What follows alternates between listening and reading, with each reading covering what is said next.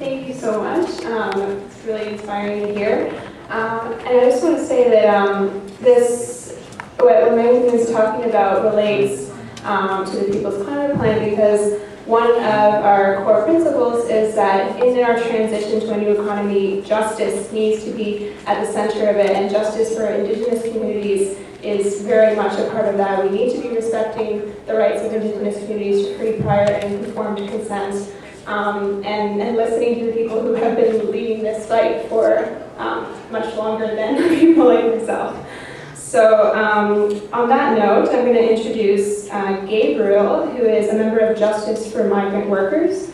He is also from the Caribbean island of St. Lucia and has been a migrant worker for 4 years under the Seasonal Agricultural Workers Program. So another look at the importance of justice in our transition. Thank you for this great opportunity. I'm here to represent temporary foreign workers from Central and South America, Mexico, the English-speaking Caribbean, from the Philippines, the Pacific, and so many other regions. Whoever is fond of the comfortable and fortunate stays out of politics. He does not want anything to change. To get to know the children of the poor and to love politics are one and the same thing. You cannot love human beings who are marked by unjust laws and not work for other laws. This quotation here is taken from a book, Helping Health Workers Learn. It was written in Mexico, but it was written by some guys who were kicked out of school in Italy. It is very hard for us to speak up when we have a bad employer or if we are not getting our full wages. Imagine how much harder it is when speaking up doesn't just mean losing your job, it means being forced to leave the country. Imagine how hard it is when your employer controls your housing and your contract is not enforceable. What is worse is that employers know that, and bad bosses are pushing workers to work harder for less pay, knowing that we won't complain. I am Gabriel. I'm a migrant worker from St. Lucia. I'm associated with the group Justice for Migrant Workers.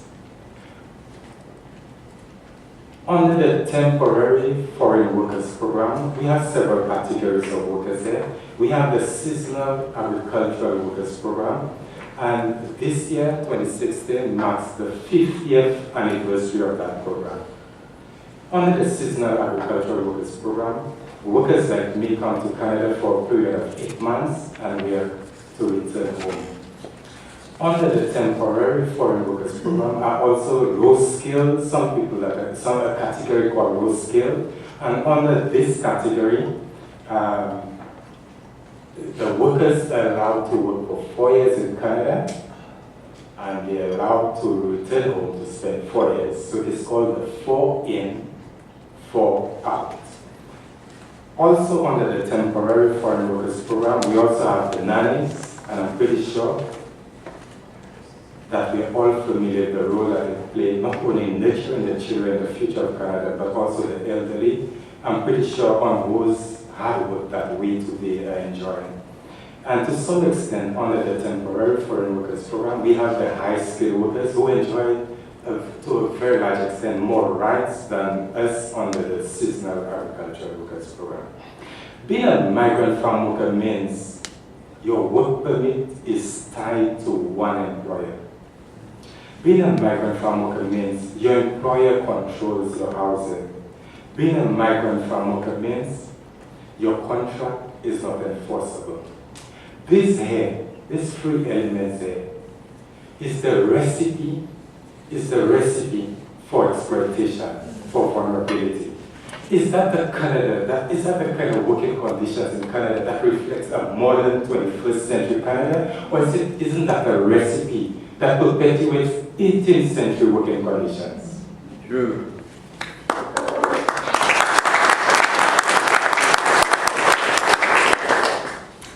As you all may know, St. Lucia is one of the Caribbean. It is considered to be a small island developing state.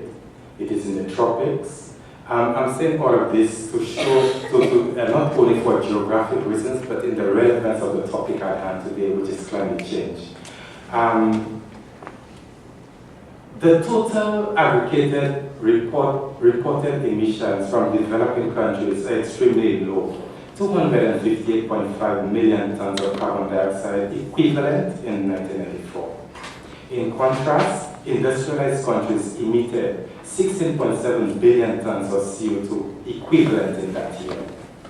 Although small island developing states are among the least responsible for climate change, they are likely to suffer most from its adverse effects and could, in some cases, become uninhabitable, as my previous colleague pointed out.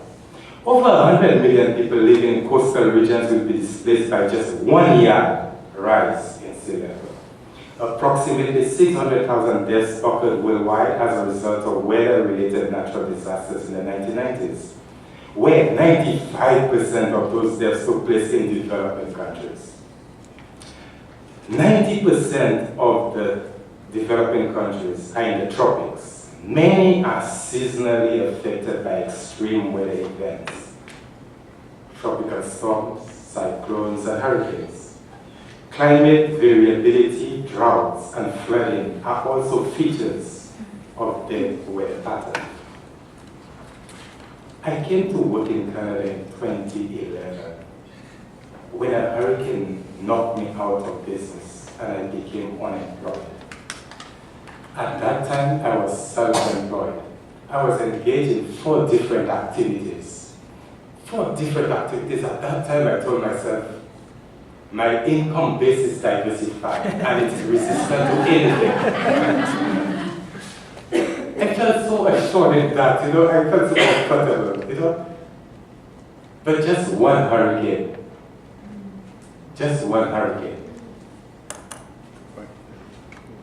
knocked me out of business. I became unemployed. And in developing countries, we do not have social safety nets like developed countries. Actually, I'm pretty sure we all know the difference between a developing and a developed country.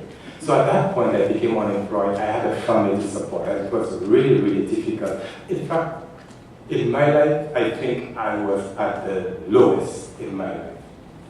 Prior to that, I need to tell you that in 1986, a nice relationship started, which I didn't even know about.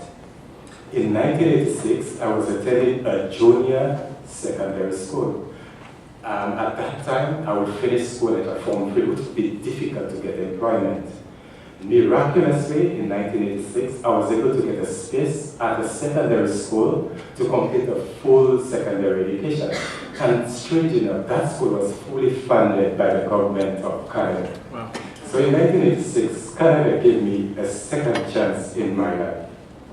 Also, at that point when I became unemployed, I got the opportunity to work in Canada as a migrant worker. And that was at the lowest point in my life. Having a family to support and not being employed, that was a really difficult moment for me. And getting Canada to open a door for me, that was a very remarkable period in my life. Before I came to Canada, my impressions of Canada is a place of diversity and inclusiveness, a safe place of refuge, a place where human rights are guaranteed to all. That was my first opportunity to travel and work in a developed country. My expectations were really, really high. And up to this day, it is still high.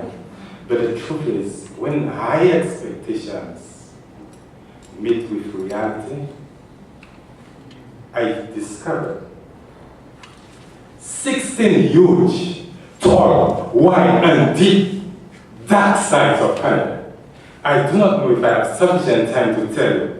If you would like, I don't know if I have sufficient time to go into details about it, but We from the Caribbean and vulnerable economies, as you heard, that my life was being impacted by a hurricane, but I need to add to it too, that it not only the hurricane got me into that situation, the whole economic situation got compounded by other factors like the global financial crisis. You know, these islands depend heavily on tourism. Right now, very few people are traveling, and even though we have lots of people traveling, less people are spending. So the economic situation is not as buoyant as before. And for some reason, it is taking so long to get back to the old days. I don't know why.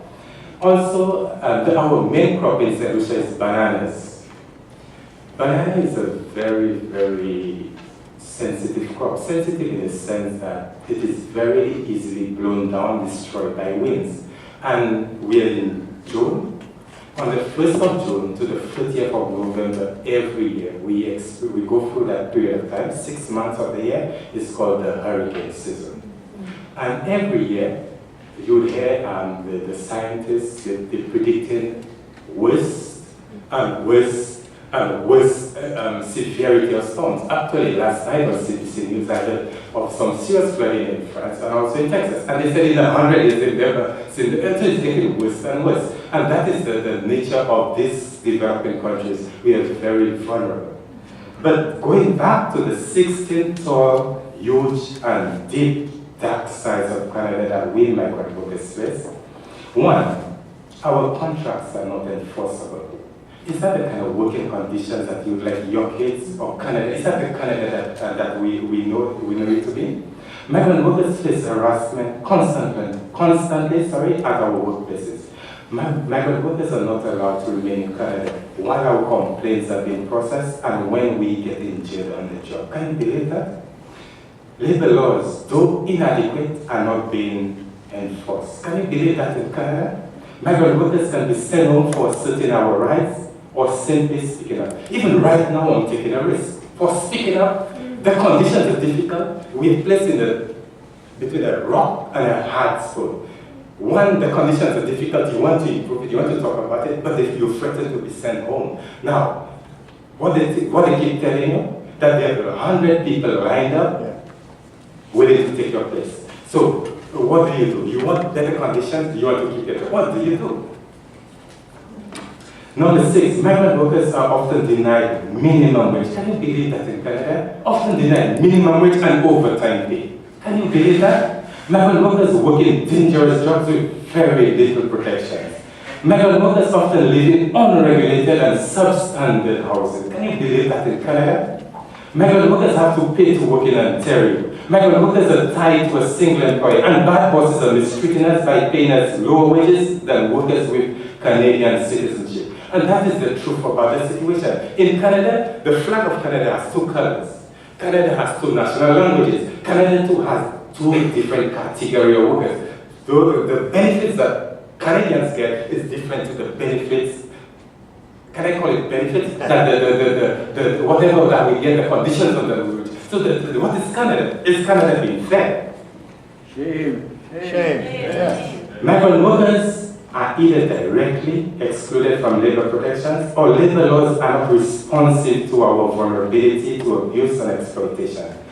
Migrant workers do not have access to health care, pensions, EI, post-secondary education, and other social entitlements that is only available to those with permanent status.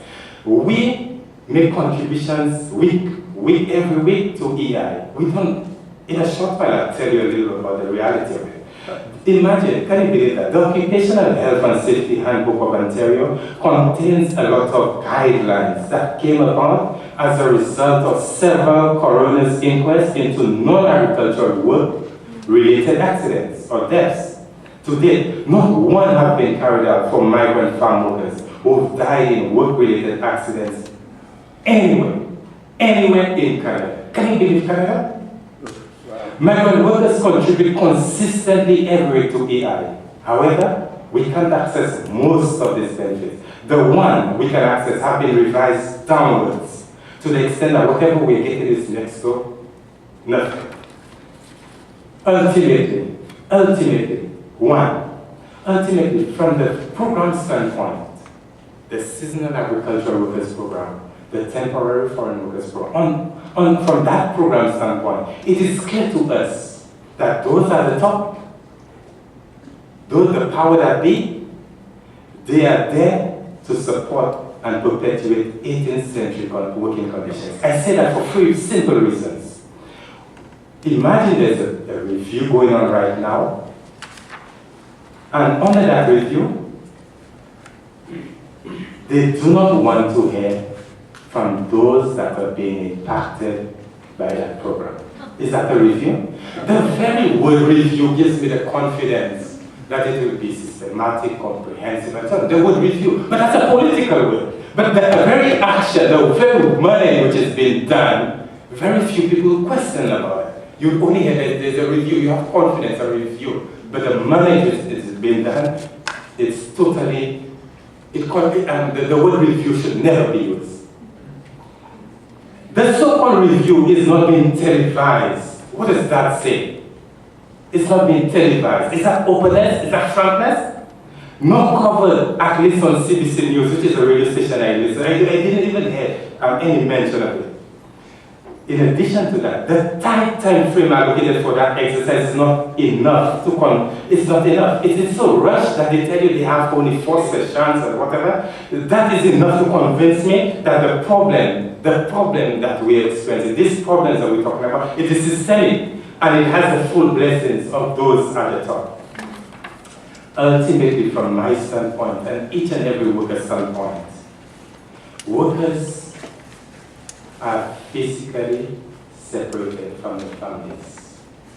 You are not allowed to bring a family to Canada. What is the point in life if you cannot share the things that you love with the people that you love? What is the thing that is most important, time or money? We rather spend time with our family and not spend money on our family. I have 2 kids. My eldest son, my eldest kid, he just started college, and in 2 months' time, he just quit school. If my son quits school, is that the formula for being productive in society, or is that the formula for poverty and social ills? Is that the vicious cycle that we're trapped in? That is what the program does to us. But fortunately, I have hopes that the day I stumble on justice for migrant workers, that is the only force I've come across that have to fight and defend our needs for equality. And recently, when the Prime Minister of Canada was in the US, Obama said, I was surprised that he admitted it, that the free trade agreements, they do not favor workers, they favor profit. Yeah. So when we had NAFTA, when we had TPP, this capitalism, they favor profit. Anything at the expense, anything but profit. So, justice for migrant workers is putting on a fight. But there's so little that we can do on our own. That is why I'm happy for this opportunity to be here, because the average Canadian household does not know of the situation. They say no news is good news. And given our situation, the moment you speak up, you'll get sent back home. That is why there's no news. Most people do not know of our situation. Justice for Migrant Workers is embarking on a campaign. It's called Harvesting Freedom.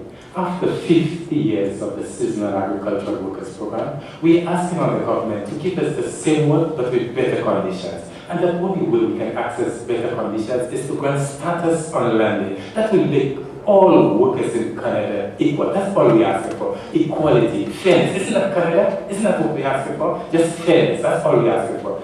And in the process, we have an online petition. I would like to encourage you to join the voice.